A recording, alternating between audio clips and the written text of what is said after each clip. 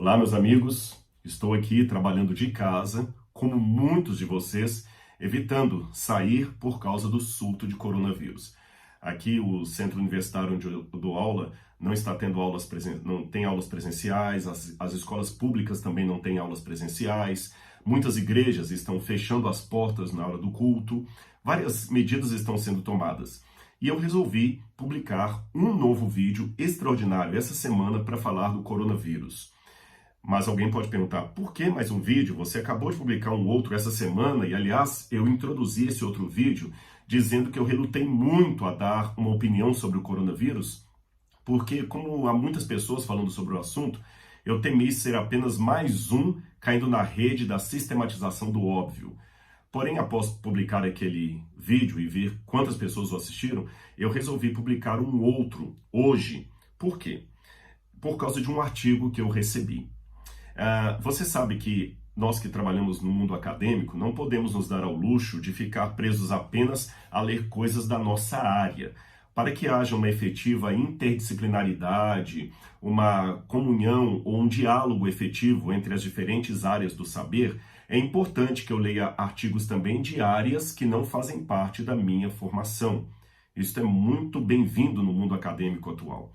É lógico que quando você vai dissertar sobre artigos escritos numa área que não é a sua, você o faz com certas limitações, pois você não é especialista na área. Sendo assim, eu vou falar desse artigo que eu li, mas eu quero apenas deixar bem claro que estou replicando os argumentos do artigo, sem necessariamente falar como um experto no assunto, correto? Esse artigo ele foi publicado num journal, ou numa revista indexada. Para quem talvez não está acostumado com a linguagem do mundo acadêmico, eu peço licença aos demais que já sabem o que significa, para explicar o que é um journal ou uma revista indexada. Quando você tem as publicações acadêmicas, elas devem ser publicadas num periódico indexado, científico, acadêmico. Os de língua inglesa chamam de journals, que não tem nada a ver com jornal de banca. Journal é diferente de jornal de banca. E nós, no Brasil, chamamos de artigo indexado ou revista indexada. Esse artigo, geralmente, ele é escrito com uma linguagem técnica, acadêmica, as notas são técnicas. Eu sou editor de uma revista acadêmica, da Querigma, na área de teologia. Quando nós recebemos um artigo que sempre é submetido através do sistema, você tem que procurar pareceristas cegos. O que são pareceristas cegos? Pessoas daquela área que leem o artigo sem saber quem o escreveu. Por isso são chamados de pareceristas cegos. E somente com o acordo desses dois pareceristas, ou dos peer reviews, ou seja, daqueles pares que leem e fazem as suas reações, é que esse artigo pode ser publicado para a divulgação daquela descoberta no mundo científico. É assim que funciona mais ou menos um artigo científico. Ou seja, ele não é como um artigo publicado numa revista popular, super interessante, Veja, Time, ou qualquer uma dessas aí, vendida numa banca de jornal. Ele tem uma natureza mais específica, mais acadêmica. E foi um artigo dessa natureza mais específica, acadêmica, que caiu nas minhas mãos hoje. Ele foi divulgado num grupo de professores aqui da UNASP, do qual eu faço parte, do Centro Universitário Adventista de São Paulo. E ele foi publicado pela Sociedade Americana de Microbiologia e ele apresenta algumas revisões técnicas da área de clínica microbiológica. E esse artigo, ele está aqui, olha, eu tenho o artigo aberto aqui no meu tablet. Então, hoje muitos artigos científicos, eles são publicados. Eu vou colocar no descritor, inclusive, o link desse artigo que você pode baixar o PDF dele e ler. E eu também estou com ele aberto aqui no meu computador para facilitar a leitura de um ou de outro trecho que eu quero compartilhar com você. O título desse artigo sobre o coronavírus é um título acadêmico, por isso não é um título tão jornalístico. A síndrome do coronavírus da severa crise respiratória como um agente de emergência e reemergência de infecção. O que o articulista, na verdade, são 5 pessoas que assinam, muitos deles chineses. O que eles querem dizer com emergência ou reemergência de infecção? Eles estão alertando que o coronavírus ele, na verdade, ele traz uma infecção, emerge essa infecção, mas ela pode reemergir, ou seja, ela pode voltar à tona, provocando pandemias, epidemias e outras coisas mais que hoje já fazem até parte do jornalismo diário. Eu vou ler aqui para você o abstract, ou resumo. Todo artigo científico, geralmente, ele tem um abstract, ou um resumo antes mesmo da introdução. Olha o que ele diz aqui. A linguagem é um pouco técnica, mas eu que não sou da área consegui entender e vocês vão entender também. Antes do surgimento do coronavírus, da síndrome respiratória aguda grave, ele coloca todas as siglas, em 2003, ou seja, o coronavírus não é algo novo, já surgiu em 2003, apenas 12 outros coronavírus animais ou humanos eram conhecidos. A descoberta desse vírus logo foi seguida pela descoberta da civeta e do bastão SARS, coronavírus, e dos coronavírus humanos, NL63 e HKU1. A vigilância de coronavírus em muitas espécies de animais aumentou o número na lista de coronavírus para pelo menos 36. A natureza explosiva da primeira epidemia de SARS, a alta mortalidade e a sua reemergência transitória 1 ano depois das interrupções econômicas, levaram a uma corrida às pesquisas dos aspectos epidemiológicos, clínicos, patológicos, imunológicos, virológicos e outros aspectos científicos básicos do vírus e da doença. Essa pesquisa resultou em mais de 4.000 publicações, das quais apenas algumas das obras mais representativas puderam ser revisadas nesse artigo que apresentei para vocês. O aumento acentuado no entendimento do vírus e da doença em tão pouco tempo permitiu o desenvolvimento de testes de diagnóstico, modelos animais, antivirais, vacinas e medidas epidemiológicas e de controle de infecções que poderiam ser úteis em ensaios de controles randomizados se SARS retornar. E como de fato tudo indica que haverá de retornar. Preste atenção nessa parte aqui. As descobertas de que morcegos ferradura são o reservatório natural do vírus SARS, coronavírus, e que as civetas são animais mamíferos pequenos, como por exemplo o guaxinim, são muito consumidos na Ásia ali.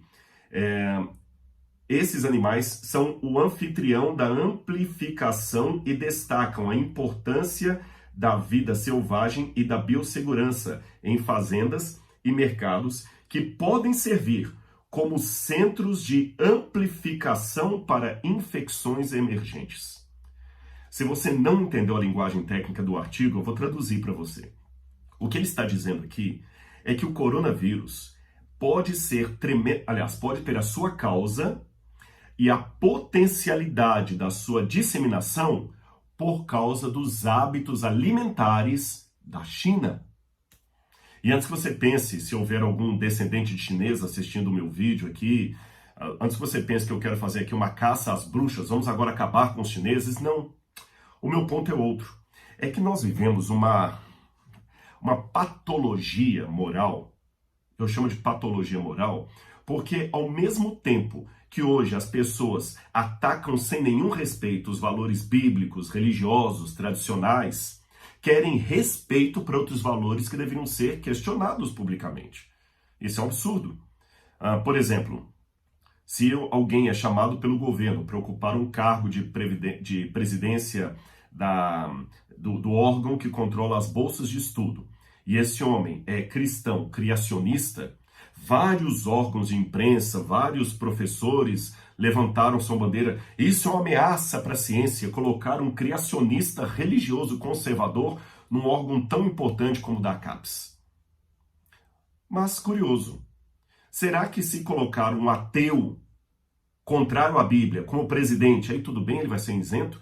Perceberam a bipolaridade da coisa? Parece que assim, se a pessoa for religiosa, conservadora e acreditar na Bíblia, ele é um perigo, ele é anticientífico. Mas se ele for ateu, debochar da Bíblia e achar que religião é tudo bobeira e criar um ateísmo metodológico na sala dele, não, então esse homem é isento, ele faz ciência correta, esse pode ser o presidente e diretor da CAPES ou de qualquer outro órgão do governo.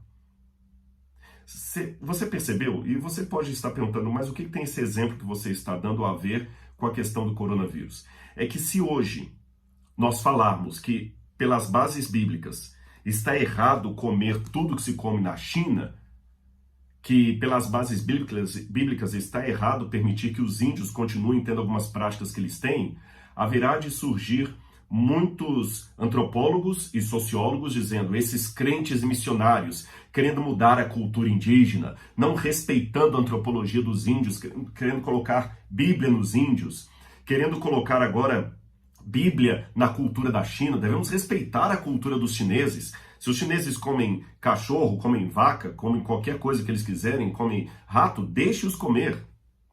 Curioso, né? Com exceção do grupo dos veganos, que apregoam com força aí um vegetarianismo pela proteção dos animais, há um outro grupo que acha que a gente tem que respeitar a cultura alheia. Se eu chegar hoje para um chinês e falar que ele não deveria comer carne de porco, porque a Bíblia apresenta que isso é errado, não, você tem que respeitar a cultura do chinês.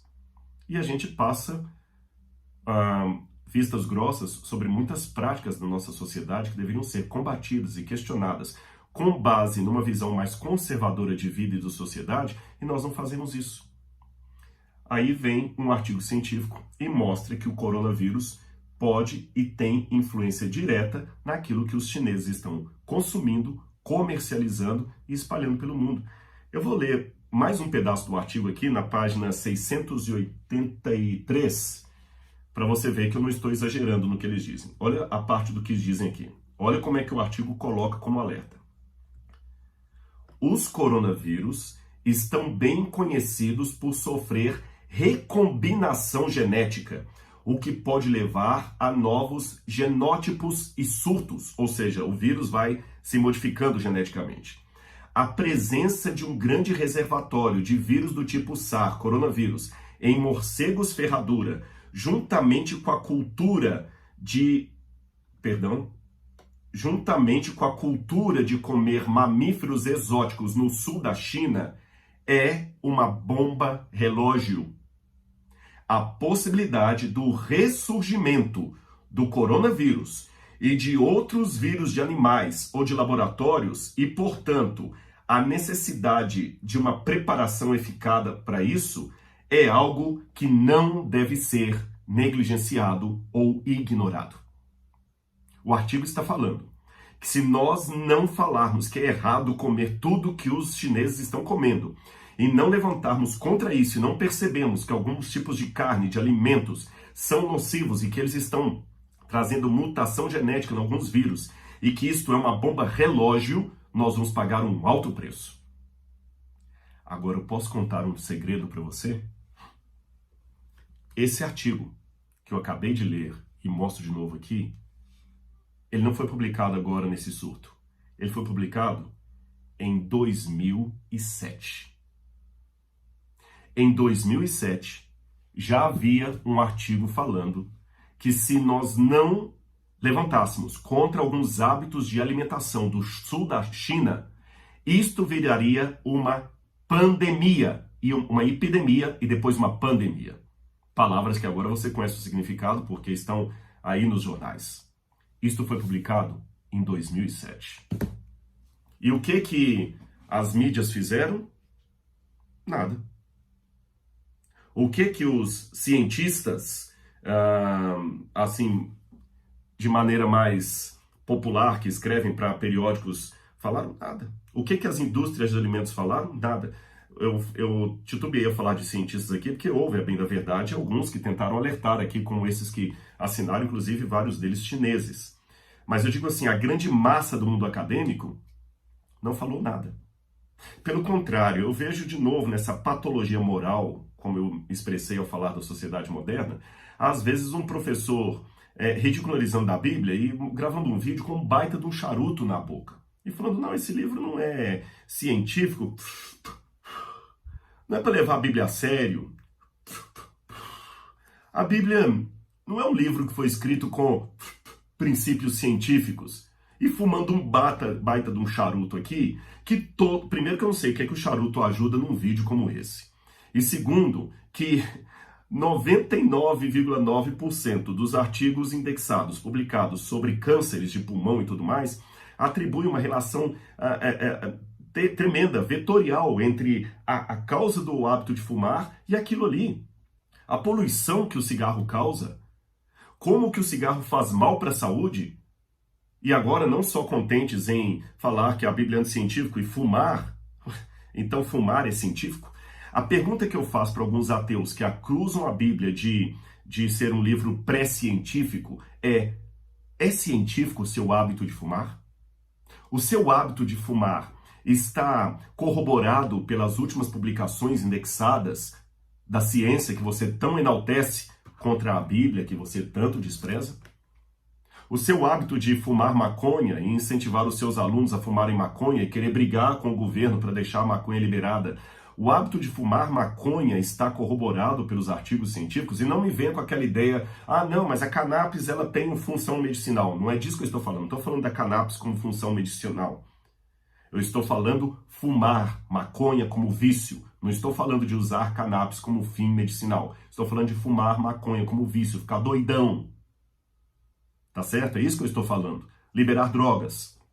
Esses hábitos que você tem perante os seus alunos, ao momento que você ridiculariza tanto a Bíblia por ser anticientífica ou pré-científica, esses seus hábitos de vida estão corroborados pelos artigos científicos? O seu hábito de beber sempre com seus alunos uma chopada depois da aula está corroborado pelo que a ciência tem dito a respeito dos malefícios que o álcool traz ao seu organismo? Então, por favor, não venha com essa patologia ridícula de criticar a Bíblia como sendo um livro não científico e, ao mesmo tempo, ter hábitos tão medievais como beber, fumar e incentivar o uso de drogas. Isso, para mim, é pré-científico. Isto é medieval. Isto é quase neolítico. Agora, curioso que o livro que muita gente chama de pré-científico já tinha alertado aos judeus a evitarem alguns alimentos, alguns comportamentos. Existe um debate muito grande até que ponto as leis kashrut são o nome que se dá em hebraico para as leis alimentares dos judeus e os hábitos alimentares.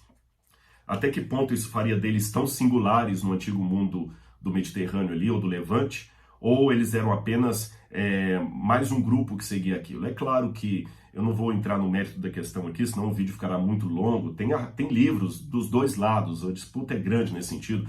Tem um livro, por exemplo, de MacDonald, o que os israelitas comiam. MacDonald ele é professor da Universidade de St. Andrews, e ele até desdenha que a Bíblia não é tudo aquilo em termos de alimentação, mas ao mesmo tempo você tem um outro livro publicado pela Universidade de Cambridge, de Hasenblum, onde ele fala da singularidade dos judeus em muitos hábitos alimentares que eles tinham. Eu sei que, por um lado, nós encontramos resquícios que os egípcios também evitavam comer a carne de porco, tinham a prática da circuncisão, mas ainda que seja assim, ainda que exista uma correspondência entre alguns hábitos israelitas, melhor dizendo, e os povos em redor, ainda assim nós temos algumas singularidades no povo hebreu que nós não encontramos em outros povos. Por exemplo, as leis de saúde, como estão reveladas na Bíblia, elas parecem ser algo vindo diretamente de Deus, e nós não temos, pelo menos, nenhuma outra menção da Bíblia de um povo, perdão, nós não temos nenhuma outra menção fora da Bíblia, de um povo que sistematizou tão detalhadamente leis de saúde, colocando a autoridade divina sobre aquilo. Isso nós não temos parâmetro na antiguidade, não temos. Os hebreus tinham. E eu fico me perguntando, quando eu leio, depois eu convido você, leia Levítico 11, quando fala sobre as leis de saúde, os animais que eles deveriam comer ou não comer, ele lá fala, não coma o morcego, não coma o réptil. E agora vem a ciência e fala que o morcego é causador do vírus, do coronavírus, porque está mutado e que realmente é uma carne que não deveríamos comer. Os répteis, nós temos artigos científicos falando como é que os répteis são os maiores propagadores de salmonela. O pessoal fala muito do ovo, mas os répteis.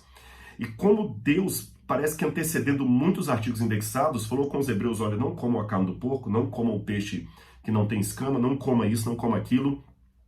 E eu fico perguntando de onde os hebreus tirariam aquele conhecimento de leis de saúde. Eles não eram um povo tão avançado em termos de literatura, templos, como eram os gregos, os romanos, os babilônios. Jerusalém é uma cidade muito pequena em termos arquitetônicos, se comparada à Babilônia, ou a Persépolis, ou a Corchabad. Mesmo na época do Novo Testamento, Jerusalém era muito pequena se comparada a Atenas ou Roma. De onde então os hebreus tiraram? Método científico? Não, eles nem conheciam método científico. Experiência, tentativa e erro, laboratório? Não. Eles dizem de onde? De Deus. Eu quero ler para você aqui Deuteronômio capítulo 10, versículos 3 e 4. Moisés descrevendo de onde ele tirou aquelas leis que ele escreveu para o povo. Assim fiz uma arca coberta de madeira de acácia. Cortei 2 tábuas de pedra, como as primeiras, e subi ao monte com 2 tábuas na mão. Então o Senhor escreveu nas tábuas, segundo a primeira escritura, os 10 mandamentos que ele havia falado a vocês no dia da congregação no monte, no meio do fogo. Depois, o Senhor entregou as tábuas para mim. Então me virei e desci do monte e pus as tábuas na arca que eu havia feito. Ali estão, como o Senhor me ordenou. E junto dessas tábuas, ele colocou também do lado de fora as leis que ele havia escrito mosaicas, que incluem as leis cerimoniais, que incluem as leis de saúde. E então? Curioso que Moisés, um homem que não tinha o conhecimento de coronavírus nem nada, já falava naquele tempo, segundo ele, orientado por Deus, que morcego não deveria ser comido. Agora, eu pergunto, você que acredita que a Bíblia é um livro pré-científico e, portanto, não merece a nossa atenção como acadêmicos. Será que não? Se nós aplicássemos para a China as leis de Levítico 11, talvez você não estaria preso na sua casa agora assistindo esse vídeo, estaria trabalhando normalmente. Talvez muitos dos cânceres que estamos lutando contra eles nem existiriam. Talvez muitos hospitais estariam vazios e o governo não estaria precisando abrir novos leitos, porque muitas das doenças são frutos apenas de hábitos de vida não saudáveis.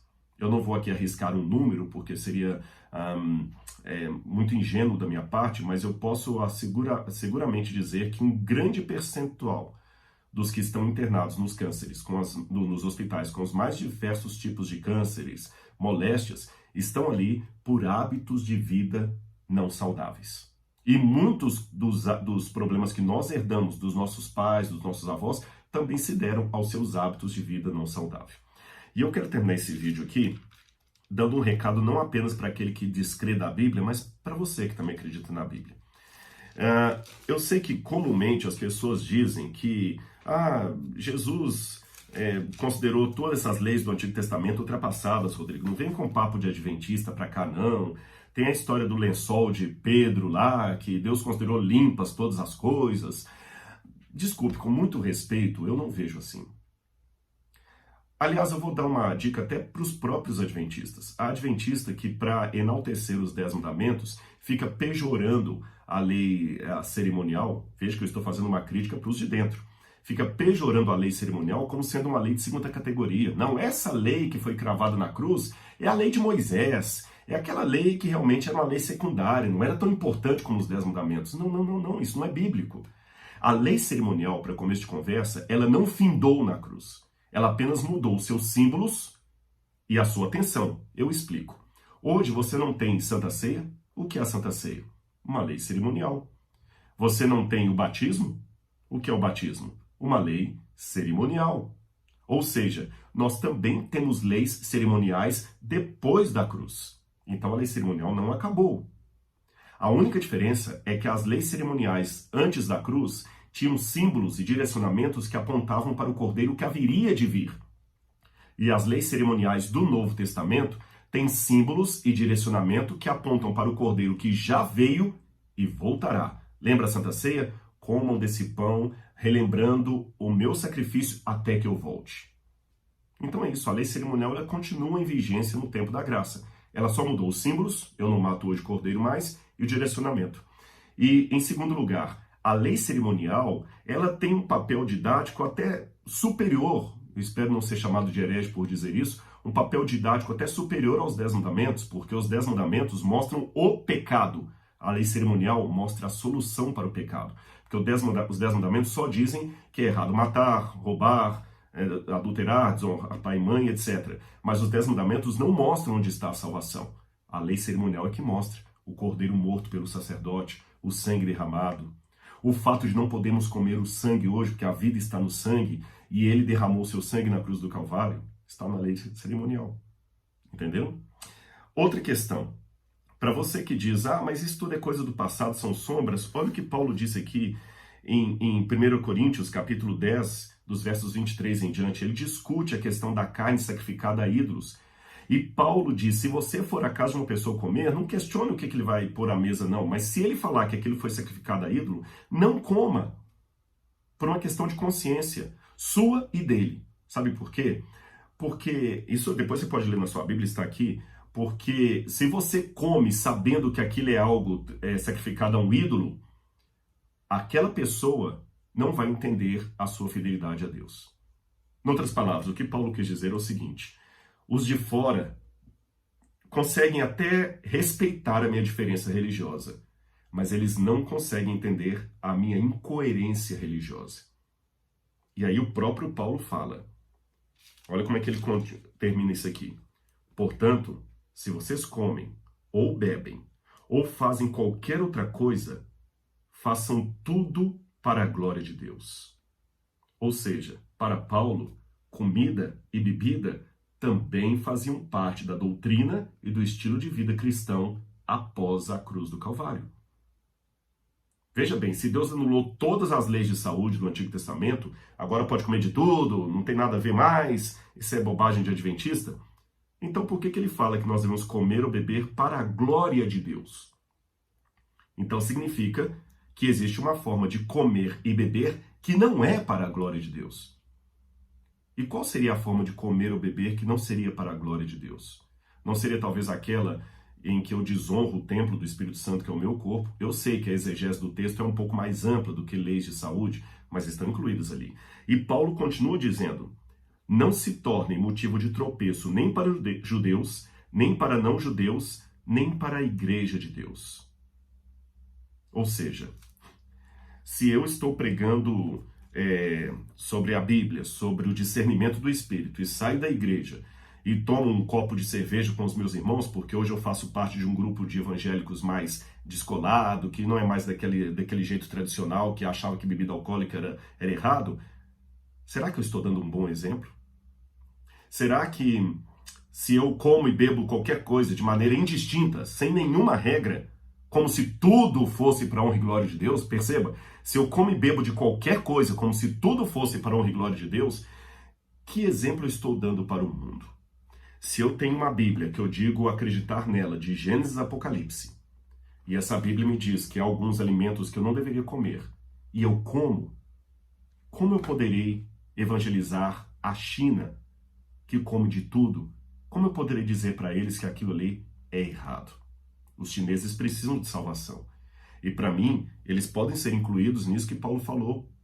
Não sirvam de pedra de tropeço, nem para os judeus, nem para os gentios, nem para a igreja de Deus. Que pena. Em 2007, já haviam nos prevenido. Estamos apenas colhendo as consequências de nossa negligência às leis de saúde. Isso sim é algo a se pensar de maneira bíblica e também científica. Um grande abraço e se gostou desse vídeo, não esqueça de dar o seu like, ativar o sininho de notificações e partilhar com seus amigos. Um abraço.